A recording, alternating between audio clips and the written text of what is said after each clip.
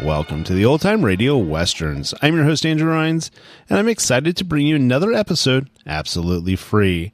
This is one of over 80 episodes released monthly for your enjoyment. Now, let's get into this episode.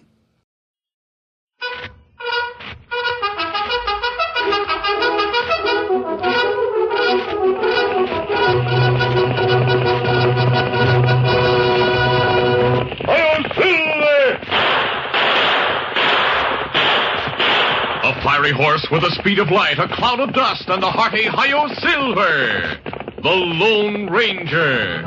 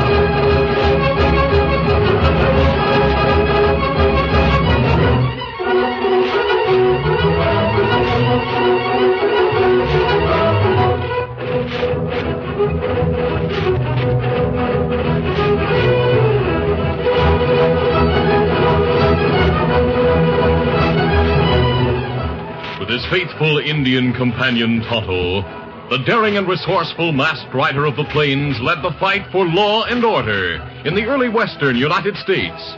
Nowhere in the pages of history can one find a greater champion of justice.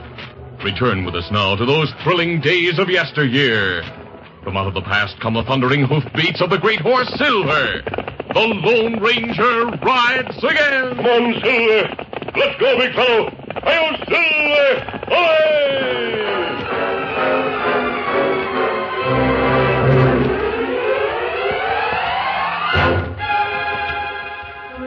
Colonel Mark Belton, who had won the Army nickname of Old Iron Pants from his hard-riding campaigns against hostile Indians, pointed at a map which hung in his headquarters at Fort Reynolds. He was saying, Captain Wilkes, we'll proceed west by southwest from the fort, following the old Comanche trail through Ten Sleep Pass. Well, that is the most direct line of march, sir, but... But what? It'll take us through the Comanches' reservation. And under the terms of the existing treaty, no soldiers are to put foot there as long as the Indians remain peaceable. The blazes with a treaty. I don't intend to go 300 or 400 miles out of the way just to observe those idiotic peace terms. Yes, come.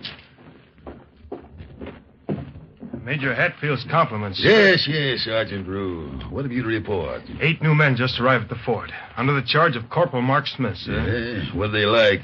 4 are immigrants, sir. They can't speak English. 3 talk and act as though they'd been recruited from the Dead Rabbit Gang in New York. Yes. Corporal Smith is the only soldier among them. Yes, he probably enlisted under an alias. Well, bring the squad around where I can inspect it from the window. And assign them into company's K&L. Yes, sir.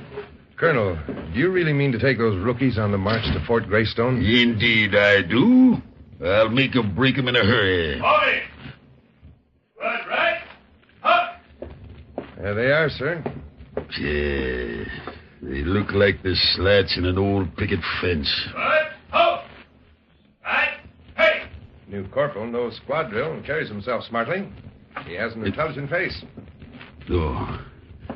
No, it can't be. Colonel, you're ill. Let me steady you. Stand aside, Captain Wilson.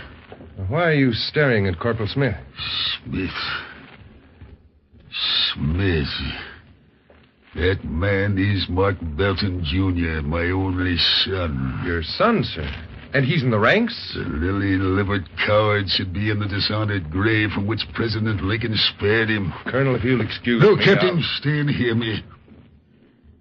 This is something of which I must relieve my mind. Very well, sir. That craven poltroon out there was in my command during the closing months of the Civil War. I had hoped to send him to West Point, but he enlisted under me against my wishes. I see. At his first sight of the Confederate cavalry, he turned his horse and fled from the field. He must have been very young at the time. He was 16. But his youth was no excuse for his cowardice.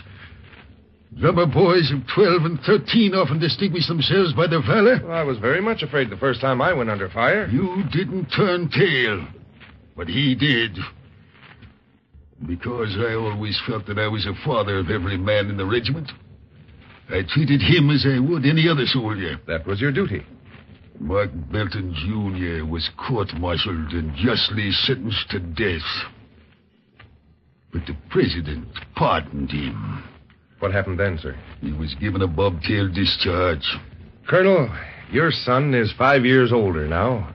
Perhaps he re-enlisted under a false name because he has found his courage and hopes to redeem his honor. I'd like to think so. But no. Once a coward, always a coward. What do you propose to do with him now? I'll reveal his true identity. Even though it means that his vile record and my relationship to him become known to every soldier on the frontier. I'll have him drummed out of the fort. I understand your feeling, Colonel Belton. But I'd like to give the boy a chance. Yeah? You want to become the foster father of the shameful creature I disown? Is that it? You may say so. Then here's your responsibility. Now pass the word that we march at dawn.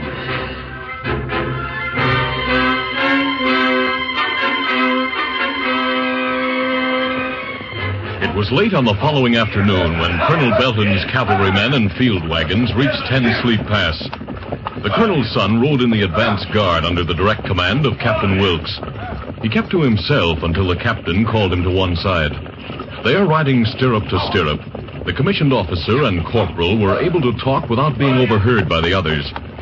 Tugging at his horseshoe-shaped mustache, the captain said, Young man, your father recognized you yesterday. I know it, sir. I saw him looking through the window at headquarters. He told me what happened during the Civil War. Why are you here? I was assigned to his command by accident. But I'm glad now that we're together again. He doesn't share that feeling. I'll make him proud of me yet, I swear it. Captain, believe me, I didn't desert in the face of the enemy. I'll admit I was scared, but I didn't weaken. What happened? The horse I rode into the fight was a remount. It had never been under fire before and bolted at the first volley from the enemy. I lost the reins. The horse carried me to the rear before I was able to get it under control again. Was that your defense at your court-martial? Yes, sir. But it carried no weight. The advocate sneered and said that it was as much a crime for a cavalryman to let his horse run away as to run away himself. Corporal? Hey, look up ahead, sir. Masked man. There's an Indian with him. Sergeant Drew, ride back and get the colonel while we capture that pair. Yes, sir. Detachment, draw revolvers. At the gallop, forward, ho! Masked man and the Indian have reined up. Up with your hands, you two. Our hands are up. Troop, ho! Ho, ho, ho, ho. Easy. Keep your guns on the men. Captain, there's no need for that. We're friends. You look like outlaws to me. Why are you wearing a mask? Before we go into that, I'd like to make a report to the officer in command. Here he comes now, Colonel Belton. Kimosabe. Yes. Him Colonel soldiers call Old Iron Pants. Yes, I've heard of him. Captain Wilkes, who is this masked man? I don't know, sir, but he says he has something to report. Well, missy, Colonel, you violated the Comanche Treaty. what of it? While riding along the edge of the reservation, my friend and I noticed looking glass and smoke signals in the mountains. We investigated. Yes? We found that Comanche scouts were watching your column and calling the tribe together. Right now, Chief Quanah is moving against you. You had better turn back. I want no advice from a masked civilian. Here is a silver bullet, sir. It may identify me. I recognize men only by their uniforms, insignia, and honors. May I have the captain's permission to speak to the colonel, sir? Certainly, Corporal. Colonel Belton, sir. I served under General Miles before I was transferred to your command. Oh, did you, Corporal Smith? Yes, sir. During the Sioux War, a masked man saved my company from an Indian trap. He, too, used silver bullets in his cartridges. Rode a white stallion and had an Indian friend. I've heard of that incident, Colonel. It's only another barrack room legend. The idea that the Army has a champion in the person of a masked man must have been born from the wishful thinking of cowards and shirkers. Colonel, you may be going to your death with your command. Then I'll die as a soldier. Now clear out of this pass or I'll have my men arrest you and strip that mask from your face. Very well, sir. Let's go, Tonto. Come on, Silver. Come on, Scout. Everett, resume your duties. Detachment at the trot. Word! Ho! Get up.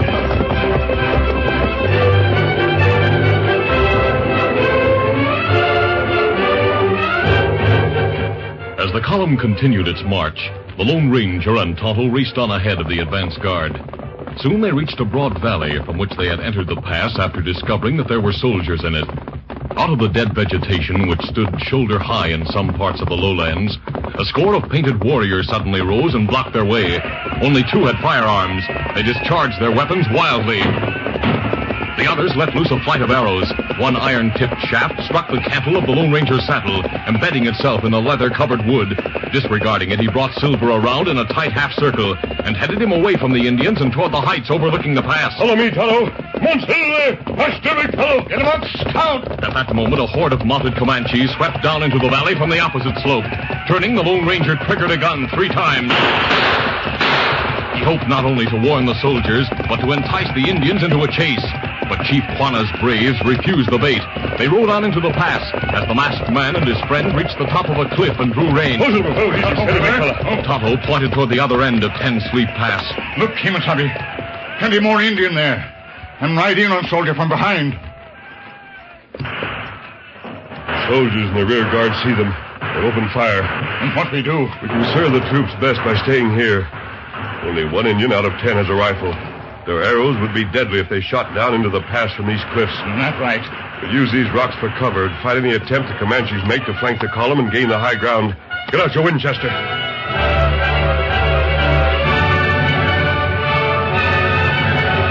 As the Lone Ranger and Tonto yanked repeating rifles from saddle scabbards and unrolled the oiled silk in which they had been wrapped for greater protection against dust and dampness, the wagon train and escorting troops came to a halt. Captain Wilkes was shouting, Colonel, there are hundreds of Indians at the mouth of the pass ahead of us. Yes, and look back. There are just as many behind us at the other end of the pass. They're staying out of rifle range. Perhaps we should charge them. No. I think that's what they want us to do. They appear to outnumber us 10 to 1. We'll stay in the center of the pass where they can't surround us. We'll barricade the pass at both ends of the column. Company, dismount! Horses and horse holders to the center of the column. Wagoners, set up a barricade. As the cavalrymen and the advance and rear guards dismounted, the mule skinners built walls of wagons, boxes, and barrels across the pass at both ends of the column, providing the troopers with protection against the Indians' arrows. Then the colonel hurried from the front of the wagon train to inspect the defenses at the opposite end of the canyon. Meanwhile, Chief Quanah had hit upon the idea of shooting down into the cavalry column from the bluffs, which rose to a great height on both sides of the pass. The chief saw that any Indians who followed the paths, which led directly to the tops of the bluffs, would be exposed to the fire of the soldiers at close range. So he sent a small party with bows and arrows to hunt a safe way to reach the high ground. From their place of concealment, the Lone Ranger and Tonto watched the warriors steal upward toward them by a route which was hidden from the cavalrymen. As they leveled their Winchesters, the masked man said, Tonto, we'll try to drive them back without killing any of them. Comanche, plenty close now. All right, open fire. Taken by surprise in that exposed position, most of the Indians broke and fled at once. But 2 young warriors came on, apparently believing that the misdirected shots were being fired by poor marksmen. Better we shoot. Wound them, feller. No, on your feet. As the Lone Ranger and Tonto scrambled to their feet, the braves sprang over the barricade. One drove a knife at Tonto, while the other swung a war club, aiming a skull-crushing blow at the masked man's head.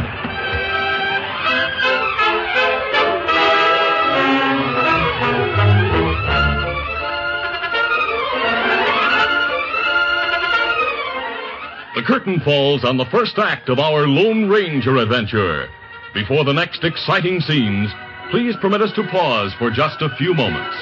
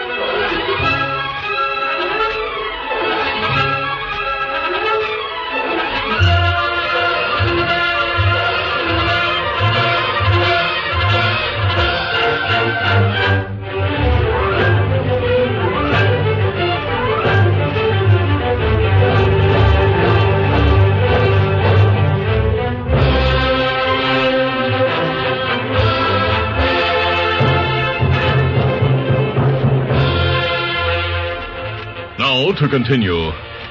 Colonel Belton's cavalry column had been trapped in Ten Sleep Pass by Chief Quanah, the Comanche, and his braves. On a cliff overlooking the battlefield, the Lone Ranger and Tonto fought hand-to-hand with two warriors who had tried to get above the soldiers. As one of them struck with a war club, the masked man raised his rifle with both hands, protecting his head. The blow fell on the barrel of the Winchester, knocking it from the Lone Ranger's grasp. The Comanche straightened and tried to raise the spike-studded club again. Oh, you don't? Catching hold of the Indian's war club with his left hand, the Lone Ranger brought his right fist up from his knee. His knuckles smashed into the warrior's painted face. All right. The Comanche let go of his murderous weapon and staggered back. Before he could recover, the masked man sprang upon him and stripped him of the knife, bow, and arrow-filled quiver which he carried. In the meantime, Tonto had succeeded in disarming the other brave. He pushed his prisoner forward. What we do with them? Say that they are free to go. Hama, Satula. Still silent, the two beaten warriors strode away without a backward glance. Sun going down. What do you think Indians do? I don't know, Kimasabi. Chief Quanah has a lot of fighting men. He'd overwhelm the cavalry by sheer weight of numbers if he chose. Him like to save warriors' lives. It's happening down in the pass. Look. Soldier leave fire in line. Yes, I see him. He's trying to reach a wounded man who lies between the Indians and the troops. Now Comanches slip out from other side. The Indian is also trying to reach the wounded soldier. Him carry cool stick. If him finish off wounded soldier and touch him with stick, it count as victory for him. He and the soldier who left the line now see each other. Better we shoot Comanche. No, both sides have quit firing. Each wants its man to have a fair chance. Sometimes Indian chiefs fight like that in wars between tribes. Otto, that soldier is wearing two yellow chevrons. He's the corporal who knew about me. Him crawl through rocks now. Him close to Indian. The Comanche has the advantage because the corporal is trying to protect his wounded comrade. Neither the Indian nor the corporal is in a position to fire effectively. Now there's only one big stone between them. The Comanche is going to fire through a crevice in the rock. Corporal hit. Him fall flat. Drop rifle. The Indian is rushing him with a knife. Now Corporal go on one knee.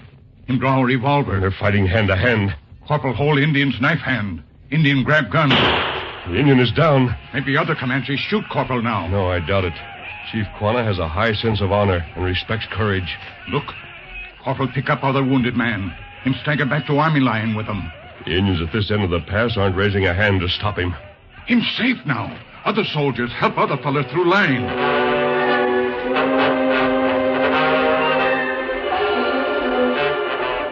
A lull followed the single-handed combat between the lines. But the Comanches continued to block both ends of the pass in great force, pinning the cavalrymen to their defensive position. As night began to close in on the beleaguered soldiers, Colonel Belton, who had been directing operations at the rear of the column, turned his horse back toward Captain Wilkes' company. Get up there. Near a dressing station, which the regimental surgeon had set up among the wagons, he came upon his son. He drew rein. What are you doing here, Corporal Smith? I'm going to the dressing station, sir. Don't tell me that you have been honestly wounded. No, it isn't much, sir. Just my shoulder. Here, let me see it. Yes, sir. Yeah, there are powder burns on your blouse. The muzzle of the gun that fired a bullet into your shoulder wasn't far from you. No, sir. You weren't shot by an Indian. Not has been close to our line. I can explain No that. doubt, no doubt. You blamed a horse once for your desertion on the field of action. I suppose a horse shot you. Colonel, That's a self-inflicted wound. You wounded yourself to escape the danger on the firing line. Well, it's my duty to shoot you where you stand. Please listen, Father. Don't call me Father. You're no son of mine, Corporal Smith. Oh, I know it's useless to try to talk to you. But Captain Wilkes knows the truth. Ask him how I received that wound. Wilkes is soft. Now say your prayers. God forgive you. Go on and shoot. No. No, I can't do it. I can't. But there's another way. I've ejected 5 of the 6 cartridges in this revolver. Now take it. Go. As young Mark Belton accepted the gun, he looked steadily into his father's grim face. I understand, sir. You expect me to die by my own hand or at the hands of the Comanches? The choice is yours. Go. Yes, sir. Standing stiffly erect, the corporal saluted the colonel, then made an about face and marched off toward the shadowy cliffs. For many minutes, Colonel Belton stood motionless beside his horse, straining his ears for a single gunshot or a triumphant howl from the Indians. Then hoofs drummed toward him from the front line. Colonel Belton, is that you? Yes, Captain Wilkes. Ho, ho, ho. What have you to report? All's quiet now at the upper end of the pass.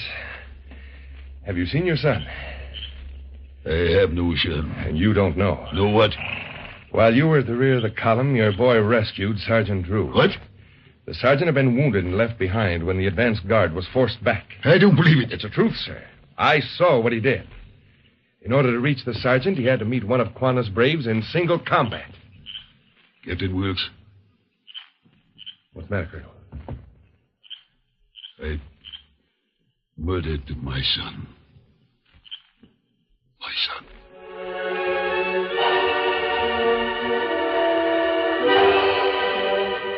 Meanwhile, the Lone Ranger and Tonto had continued their watch on top of the cliff. The masked man was saying, Listen, Tonto.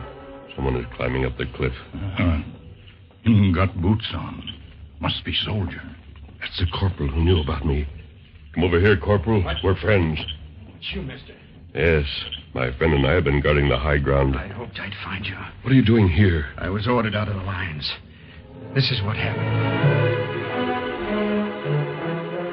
After hearing the corporal's story, the Lone Ranger bandaged his wound and supplied him with a handful of cartridges. You may need them before the night is over. I'm ready to use them now. No matter what my father did to me, I want to save him and the men in his command. I understand. Tonto, you better scout around the mouth of the pass. Indian plenty quiet there. That's just it. When Comanches are quiet, they're more than ever dangerous. Me find out what to do. A half hour later, Tonto was back with news that all of the Indians had withdrawn from the end of the pass to the slopes of the valley beyond and appeared to be ready to ride at a moment's notice. The corporal was excited. Now the troops can get out of the trap and fight in the open. I'll go back No, and tell wait, them. Corporal. Tonto, do you hear that noise? Me here. Plenty cattle come this way. Cattle don't move at night unless they're driven. Who'd be driving them? The Indians.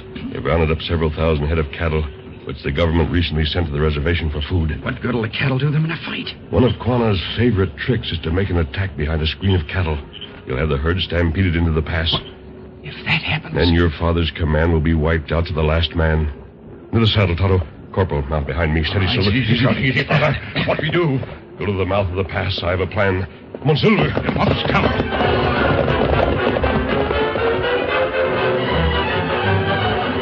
As Silver and Scout bore their riders down from the cliff, the Comanches' cattle drive neared the entrance to Ten Sleep Pass. The Indians, who had been waiting on the slopes of the valley, converged on the flanks and rear of the herd. Shooting, yelling, and waving blankets, Quanah's warriors spread terror through the herd. In bellowing panic, the Longhorns fled before them, heads tossing, hoofs trampling down the tall grass and brush.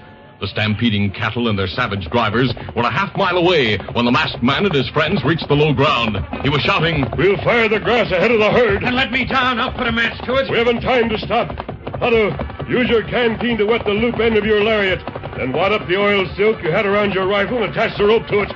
Be savvy. I'll do the same. Without slackening the speed of their horses, the Lone Ranger and his Indian companion made the preparation which he had ordered.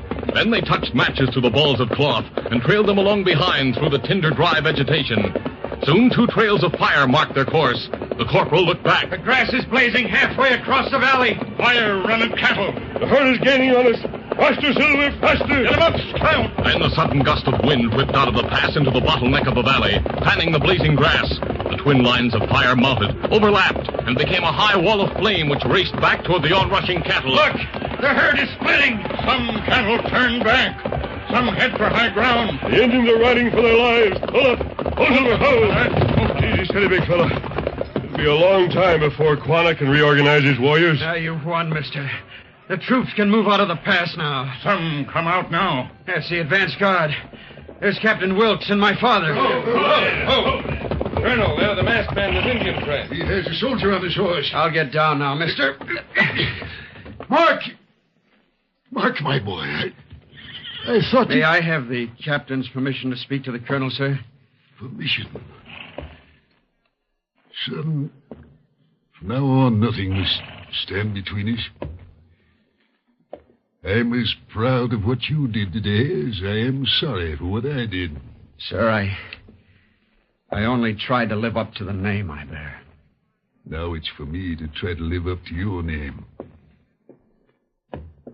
Give me your hand, son. As the Mark Belton, Senior and Junior, Colonel and Corporal, shook hands, and tears melted from the battle-hardened eyes of old Iron Pants, Captain Wilkes turned to the Lone Ranger. Mister, we were watching from the mouth of the pass when you set the fire that saved us. You were 3 against thousands. Captain, we wanted to save both the troops and Comanches. Even though the Indians were in the right, a victory over your cavalry would have led to their destruction by other soldiers. This trouble could have been avoided by respecting Quanah's treaty rights. Yes, that's true, mister. I admit that I was wrong. Wrong about my son, wrong about the Indians, and wrong about you. If I had followed your advice... It's not too late to turn back out of the reservation. Are there any Comanches behind your column now? No, none, sir. I just received a report that all the Indians at the rear disappeared after the fire started. We'll move off the Indian lands at once. The fire will burn out as soon as it sweeps the valley. Little has been lost in the action at 10 Sleep Pass. I hope that much has been gained. Adios, gentlemen. Goodbye, sir. Come on, Silver. Father. Yes, sir. Here's your revolver. You'll find silver bullets in the chambers you unloaded. Silver bullets, Mark?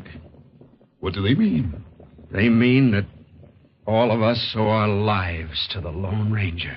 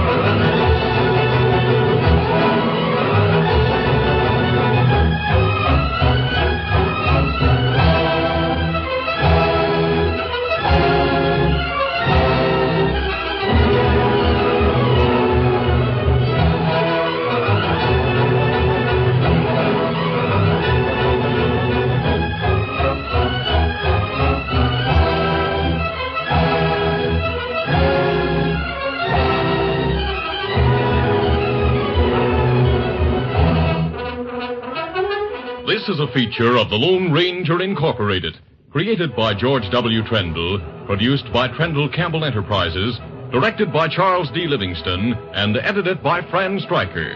The part of the Lone Ranger is played by Brace Beamer.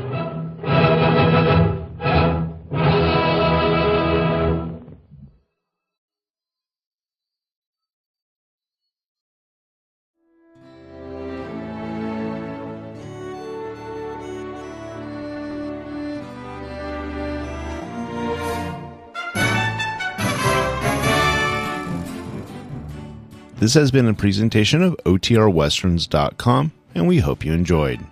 Please take some time to like and rate this episode within your favorite podcast application. Follow us on Facebook by going to OTRWesterns.com/Facebook, and subscribe to our YouTube channel by going to OTRWesterns.com/YouTube. Become one of our ranch hands and unlock some exclusive content. We want to thank the following ranch hand, Steve, who joined us recently. You too can join by going to OTRWesterns.com/donate. Send us an email, podcast@OTRWesterns.com, and you can call and leave us a voicemail, 707-986-8739. This episode is copyright under the attribution, non-commercial, share-alike copyright. For more information, go to OTRWesterns.com/copyright. Have a great day, and thanks for listening.